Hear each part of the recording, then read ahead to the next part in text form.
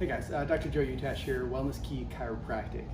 By now you've probably realized that chiropractors are kind of a weird group of people. They make weird decisions, they kind of have this weird lifestyle, from what they eat to the green smoothies to what they put inside their bodies or they don't put inside their bodies, and the places they go and the lengths at which they try to get healthy. And I want to go over the next several videos of why that is and kind of the foundation for that belief system or that philosophy, which then of course turns into actions.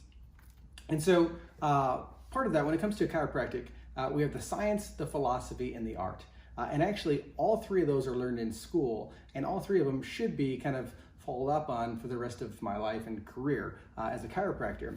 The science is science. Science is science, and it's always, we're always learning new science, and the science is, I would say, even evolving, where we have a philosophy, we have an idea of why something works, and then we're better able to see why that works through the science. And so I was very fortunate in my going through chiropractic college that my little brother was going through medical school at the same time.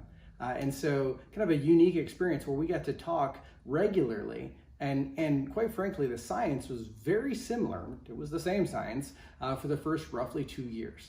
And so, yes, we had mixed in with that chiropractic philosophy, and we even started watching in chiropractic clinic people adjusting in what they're coming in for and those type of things. But the basic ologies, biology, chemistry, microbiology, pathology, all of those type of things were almost the exact same classes. So science about the same, but the philosophy is really where things differed. So chiropractic, or the art of adjusting the spine, whereas to take the stress off the central nervous system, it's been an art in different names for thousands of years. Ancient civilizations had bone setters and this and that, and they realized that when the spine was in a better alignment, it tended to be a better functioning human being. And so, oftentimes royalty would have chiropractors, and even there might even be a village chiropractor, and people joke about the village witch doctor, just because they didn't understand exactly how it worked. So the science has really come along with that, and it showed that intimate relationship between the spine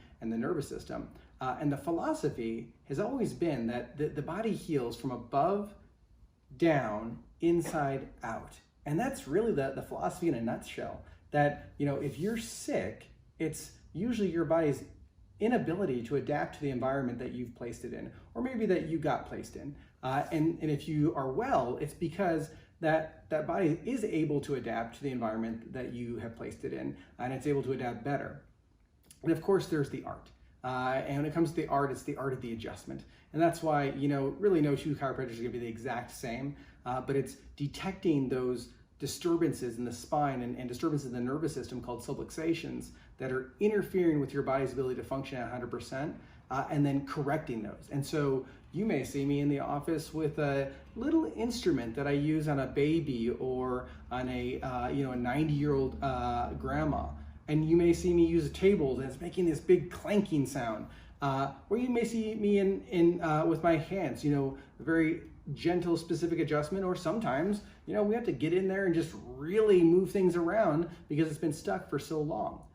Everyone, and even every visit, it can be a little bit different, but the goal is to find that nerve interference and remove it as best as possible. And that's that art. And so it's that scan of my hands, it's the using the x-rays, it's the history that we took beforehand, it's the range of motion and or lack of range of motion.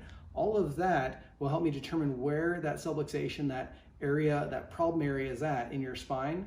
And then with the tools that I have, my hands, the table, the instruments, we remove that blockage, that subluxation, the best we possibly can on that visit. The next couple of videos, we're going to go over some of the passages from this green book.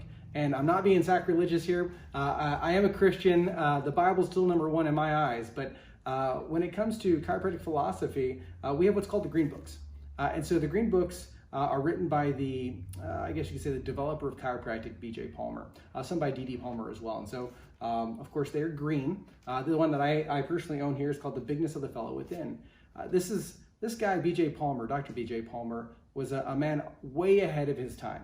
This guy was one of those eccentric geniuses that he was a nonstop writer, a nonstop thinker, and he has volumes and volumes of books that are really amazingly just as relevant today as they were 50, 60, 80 years ago.